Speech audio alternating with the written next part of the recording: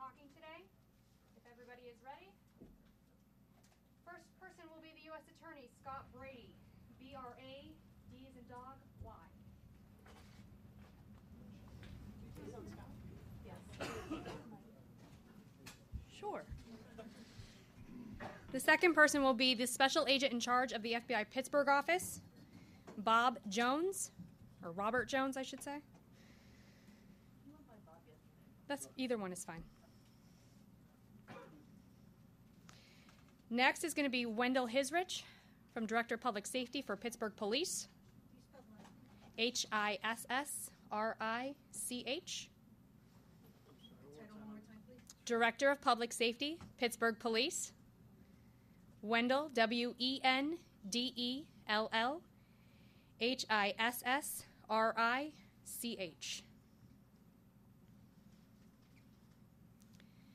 Next will be Scott Schubert, 2 T's on Scott, Schubert. He is the Chief of Police for Pittsburgh Police. Ready for the next one? Dr. Carl Williams, and it's Karl. He is the Chief Medical Examiner for the Allegheny County Medical Examiner's Office.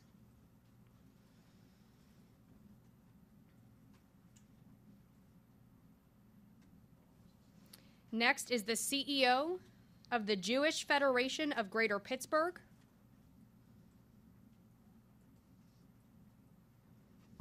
And that's Jeffrey, Jeffrey. Last name, Finkelstein. Finkelstein.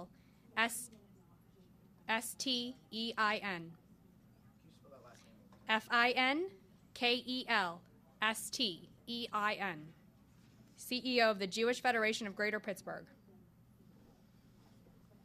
The last speaker, Mayor Bill Peduto for the City of Pittsburgh. Sorry, can you spell the name? Peduto. Everybody good? Peduto. So I'm just going to need this area clear over here because we are going to be bringing them in this door. Everyone that'll speak is going to be up on this little area of the podium, and then we'll take a few questions at the end. Everybody need names again? We good? Thanks for that. Chief of Police, Scott Schubert. What's your last name, Captain? Policicchio. P as in Paul. Oliciccio.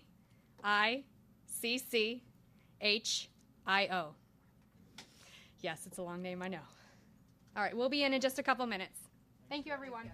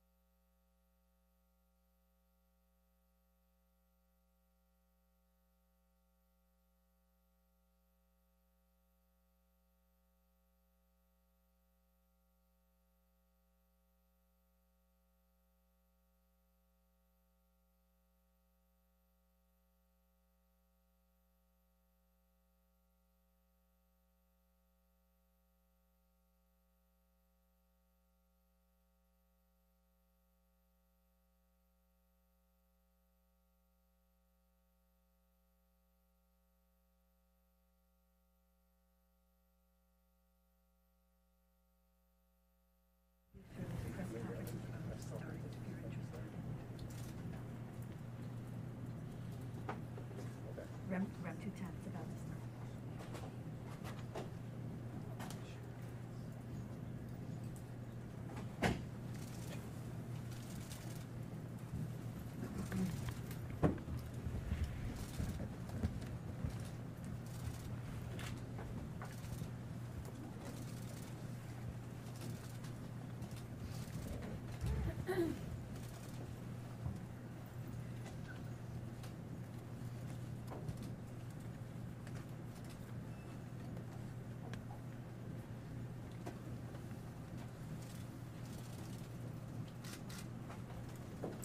Good morning, everyone. Thank you for being here with us today. My name is Scott Brady. I'm the United States Attorney for the Western District of Pennsylvania. On behalf of Attorney General Jeff Sessions and the entire family of the United States Department of Justice, we want to offer our most heartfelt condolences and prayers to the victims of yesterday's senseless acts of hatred and violence, to the families and friends, and to Pittsburgh's Jewish community, and to the larger community of Pittsburgh. The Jewish community of Pittsburgh is one that we as Pittsburghers treasure.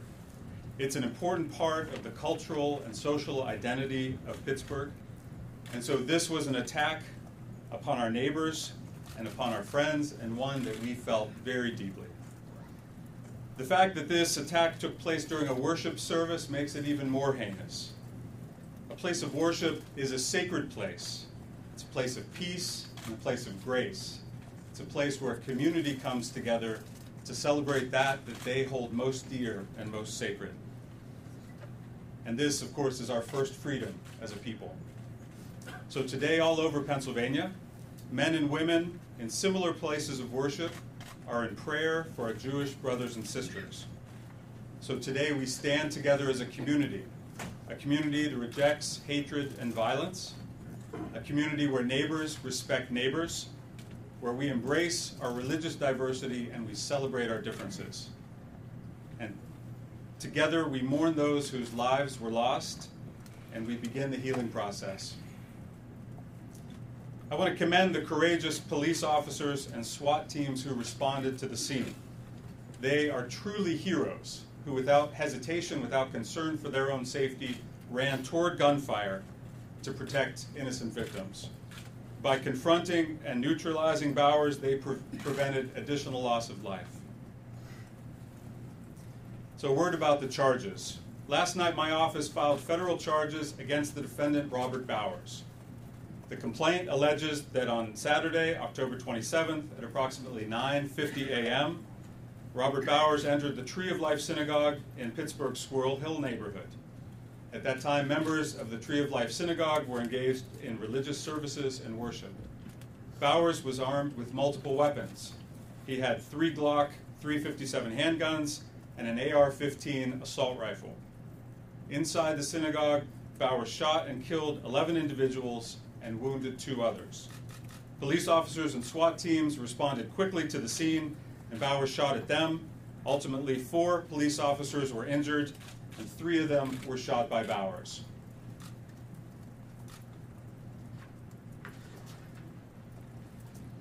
During the course of his deadly assault on the people of the synagogue, Bowers made statements regarding genocide and his desire to kill Jewish people.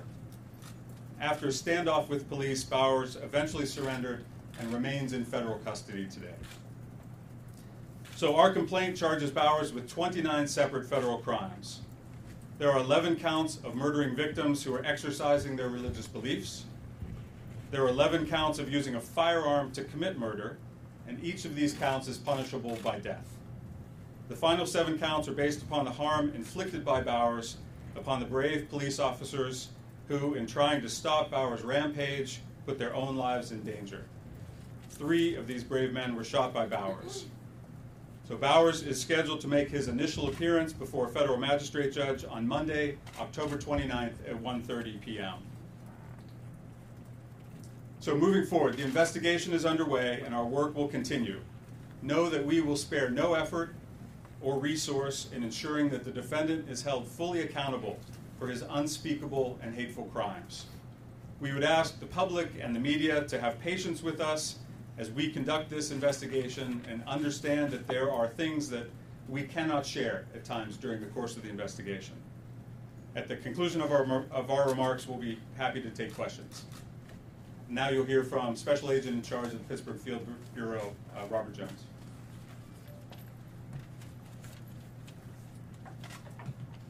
Thank you, Scott. Last night at approximately 9 p.m., Robert Bowers was formally taken into federal custody following the issuance of an arrest warrant by a federal magistrate judge here in the Western District of Pennsylvania. He is presently still in the hospital following surgery and underguarded. At this point, we have nothing to indicate that Bowers had accomplices, but again, we are in the early stages of this investigation. Our hearts continue to go out to the families of the victims of the Jewish community here in Pittsburgh last evening after some difficult work by the medical examiner's office. All 11 victims were positively identified and next of kin notification took place.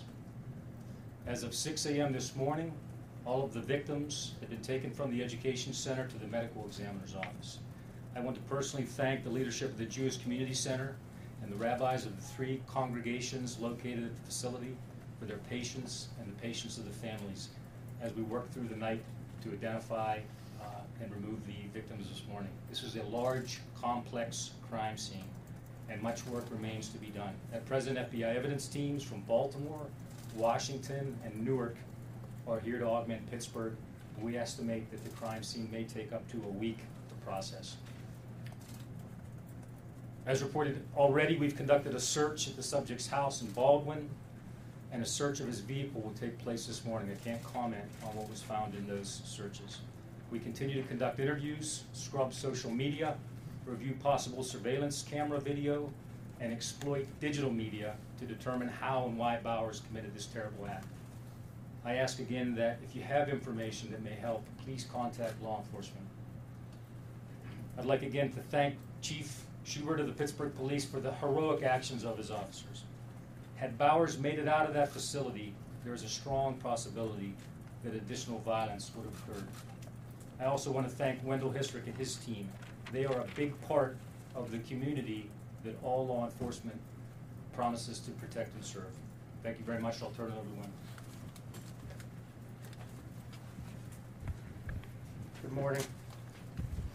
I would just like to take a few minutes and thank the outpouring of support that we've received over the last 24 hours.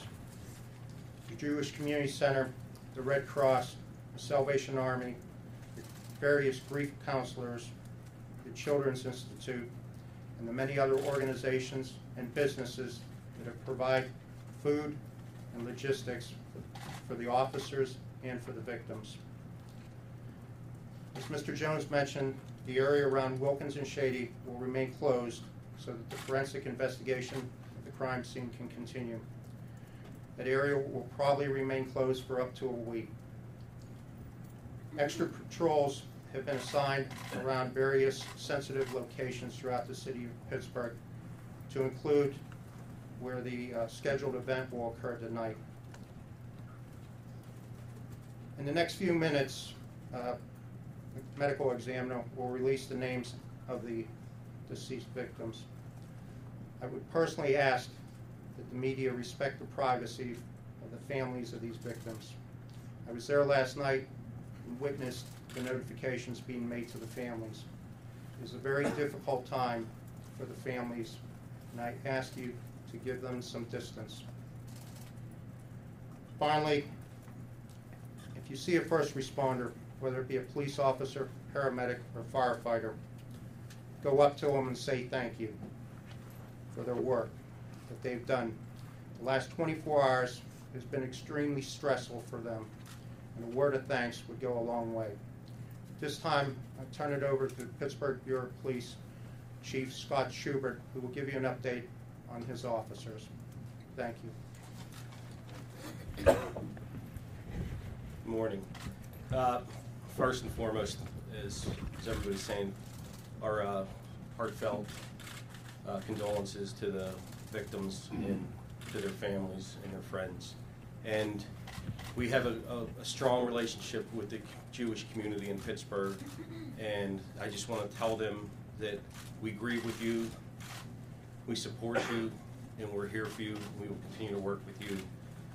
This is a tragic thing for everybody, but it's something that makes Pittsburgh strong is that we work together. So we're going to continue to do that. I still want to praise the officers for what they did. I mean, they ran into danger, they ran into gunfire to help others. Some of that's training, some of that's experience, but it's their inner core that wants them to help others, that wants to save lives, and they did that yesterday. So we want to praise them for that. The 4 officers that were injured, 1 was released yesterday. We're praying 1 will be released today, and then the other 2 have a little bit more that needs to be done. And can't say enough for the medical staff at the hospitals for what they're doing for the officers. We have incredible hospitals in Pittsburgh, and they're doing a fantastic job with that. Can't say enough for the interagency and interagency support. Western Pennsylvania is blessed to have so many law enforcement agencies that work together, that train together. And yesterday just showed how that works. City, county, state, federal agencies working together, no egos, working together for what's right. And I can't thank them enough for that. And just, we're going to get through this, and we're going to continue on and show what Pittsburgh's made of. So thank you.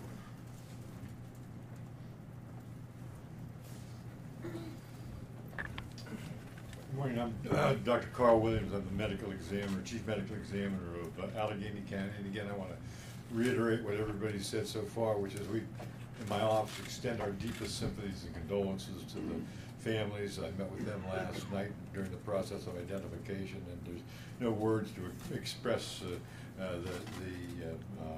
sympathy that they need. Yesterday evening at the synagogue, we entered the synagogue and identified all 11 victims before they were removed and brought from the synagogue last night to my office. We've been involved with 4 rabbis from the synagogue and elsewhere. They can have a continued presence at my office during the process. I'm going to give you the names of the victims now, and these will be available to you afterwards. 75-year-old Joyce Feinberg of Oakland, 65-year-old Richard Gottfried of Ross Township, 97-year-old Rose Mallinger of Squirrel Hill, 66-year-old Jerry Rabinowitz of Edgewood, 59-year-old Cecil Rosenthal of Squirrel Hill, 54-year-old David Rosenthal. David and Cecil Rosenthal were brothers. 84-year-old Bernice Simon of Wilkinsburg, 86-year-old Sylvan Simon of Wilkinsburg. Bernice and Sylvan were husband and wife. 71-year-old Daniel Stein of Squirrel Hill, 88-year-old Melvin Wax of Squirrel Hill, and 69-year-old Irving Youngner of Mount Washington. The bodies are currently at the medical examiner's office. Autopsies have begun on those. We are doing everything in our power to complete the process in a way that honors both civil and religious law, and cause and manner will be released to the media as they're determined. We have not established a time framework for this. We're only in the initial process of evaluating what will be required to do that. And finally, in talking with the families last night, they are in shock and grieving, as you can imagine. My colleagues and I joined the authorities in asking for you please to be respectful of the needs for the time and space as they deal with this tragedy. Today, in the coming weeks, they will need to know that Pittsburgh supports them and is lifting them up. Thank you.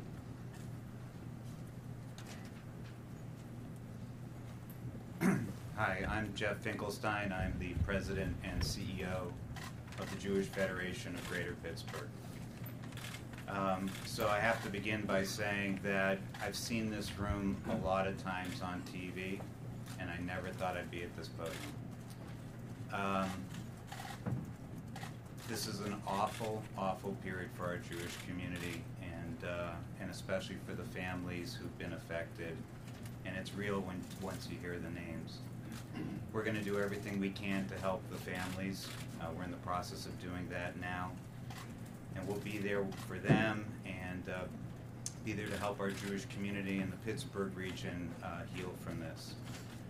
I want to echo a lot of the thanks and gratitude that people have already expressed to local law enforcement, to the FBI, to the DHS, the Salvation Army, the Red Cross, who've all been there with us yesterday at the JCC. I want to thank my colleagues at the Jewish Community Center and Jewish Family and Children's Service especially for really stepping in to work with the families. And you know, we will definitely we'll get past this and be a strong Jewish community like we've always been.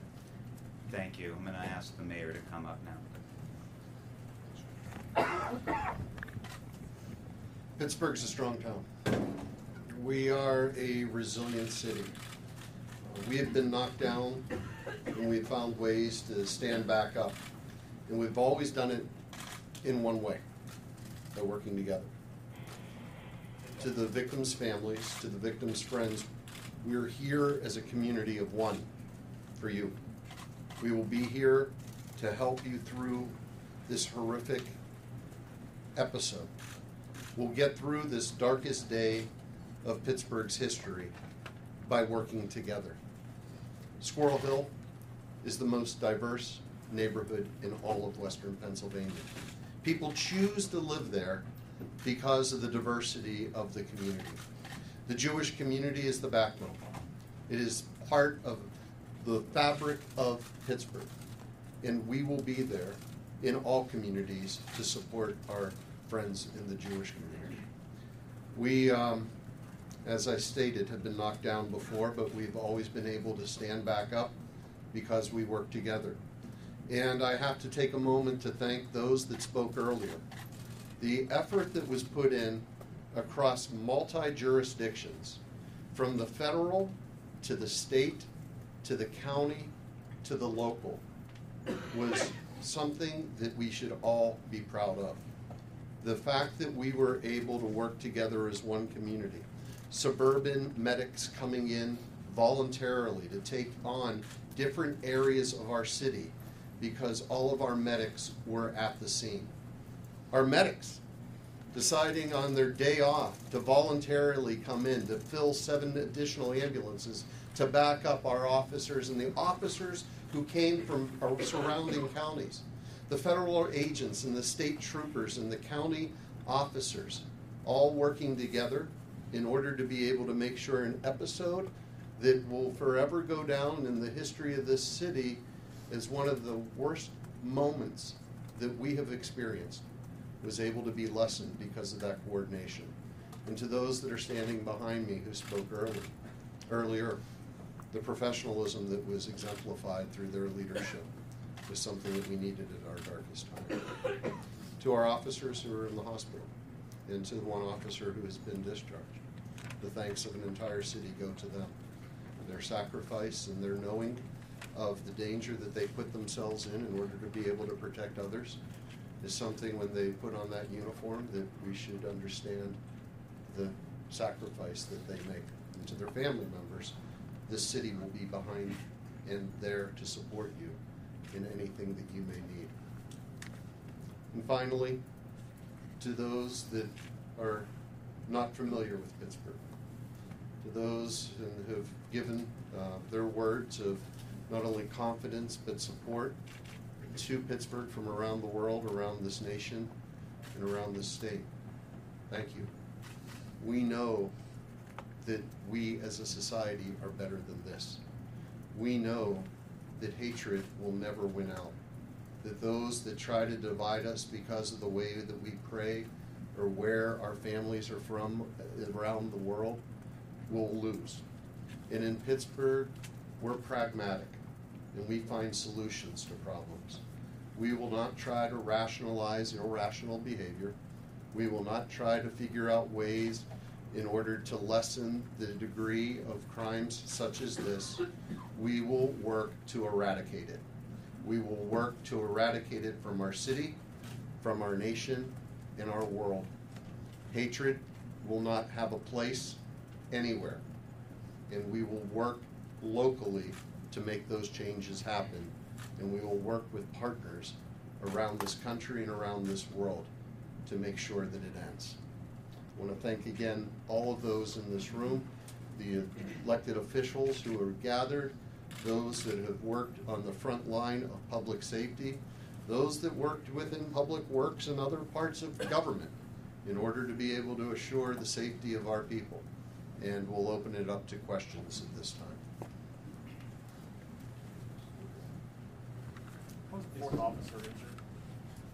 The three were injured by the suspect. But it's either flying glass or a bullet fragment that ricocheted off. Is there any indication that the alleged shooter had cased out the synagogue or had any familiarity with it before Saturday?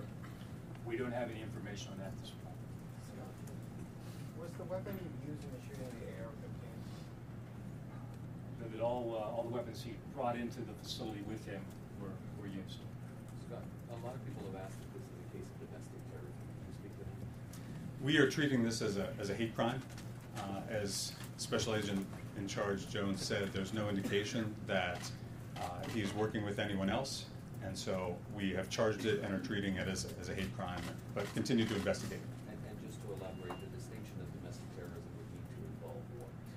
The distinction between a hate crime and domestic terrorism is hate crime is where an individual is animated by a hatred or certain animus toward a person of certain ethnicity or religious faith, and it becomes domestic terrorism where there is an ideology that person is then also trying to propagate through violence. And so we continue to see where that line is, but for now, at this place in our investigation, we're treating it as a hate crime, charging it as such. So you say he was an AR-15, and what are the other weapons? He had three Glock handguns with him. 3 Glock. The first two officers who confronted the suspect, could you clarify where that occurred? Was it outside the building? And have you determined whether or not the shooting inside he had done the shooting he was going to do, or there was a potential for more shooting outside? From what we know at this point, I know that he was exiting the building. I'm not sure if it was in the doorway, or just inside, or just outside. Your second question again? Was whether or not there was an idea that that the shooting he had done inside was he had concluded that, or he was going to shoot It more? appears at this point that he had finished and he was exiting the building. And there was some reference to the possibility of additional shooting. Is that the idea that he had more ammunition? He's going somewhere else? We don't know of any plans to conduct additional shootings. My comments were meant in this fashion. There would have been a violent encounter probably as he left at some point. That's what I mean by additional acts of violence. What's the estimate on how many people were inside the synagogue at the time, and did anyone try to fight back? Don't know that at this time. Do you know what was going on inside the synagogue at the time? What kind of ceremony or I actually don't know the specifics. There are 3 congregations that meet in the same building, so I'm assuming all 3 were holding services, but I actually don't know for sure. And do we know which community? Was this one specific congregation, the victims? No, I think they come from, actually, from what I know, they come from all 3. So he moved throughout the building because they were holding services in different places in the temple, right? I don't know the motivation of where he moved and why, but as been said, he moved through the building and there were 3 separate congregations conducting services. So the victims were in different places? Yes. How long did this last? How long between the time he entered and the time they engaged outside? We're estimating at this point 20 minutes or so. We don't know that for sure. That's 20 minutes period between the police shootout and the initial attack, or 20 minutes for the initial? All I can tell you at this point is that the initial shots fired comments were at 9:45. We know that that the EMS call went out at 9:54, and that the officer engaged him at some point after that. So that's a very rough estimate. Any idea why he went into this synagogue? Don't know why he picked this particular synagogue. Can you elaborate at all on the alleged shooter's condition at this point?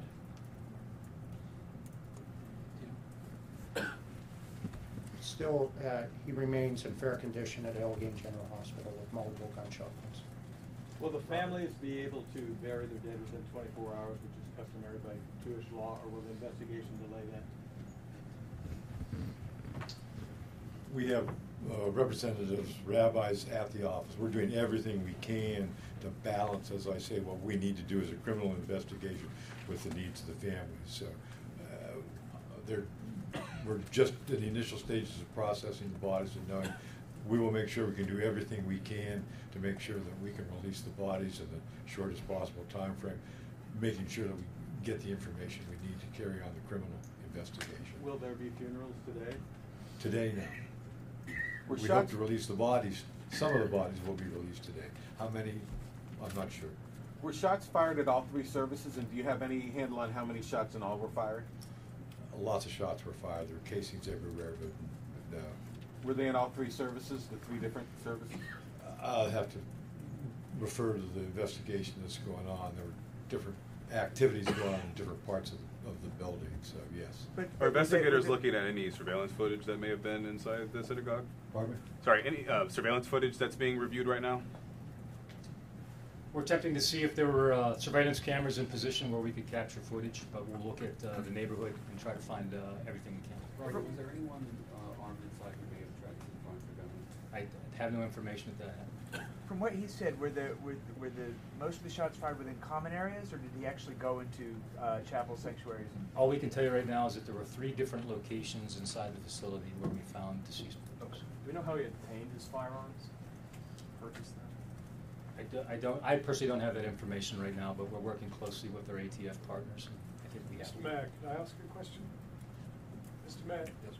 In learning a lesson from this appalling tragedy, is it not time for the political classes to get together and talk about getting the gun out of American society? I've heard the president's comments of how we should arm guards in our synagogues, our churches, or mosques. I've heard the conversation over the past year about how we should arm security guards in our schools. We're dealing with irrational behavior. There is no way that you can rationalize a person walking into a synagogue during services and taking the lives of 11 people. We shouldn't be trying to find ways to minimize the dangers that occur from irrational behavior. We should be working to eliminate irrational behavior and the empowerment of people who would seek to cause this type of carnage from continuing. I think the approach that we need to be looking at is how we take the guns, which is the common denominator of every mass shooting in America, out of the hands of those that are looking to express hatred through murder. Last question. Question for Police Chief Schubert. Sorry, go ahead. Mr. Mayor, what do you think of the international attention that you're getting, and how do you think it's going to affect the midterm election? I have no idea how it affects elections, but I will say this, that the outpouring of love and support for Pittsburgh is incredibly appreciated during this time. And there is a commonality throughout the world of people who have had enough of this type of hate based upon somebody's practice of religion or somebody's national origin. There is an outpouring that is being heard through the people of Pittsburgh right now of where people want to see society move towards. And it is not about finding ways to divide us. It is about finding ways that unite us through our commonality as humans. Let this horrific episode be another mark in the march of humanity towards recognizing that we are all one. Thank you.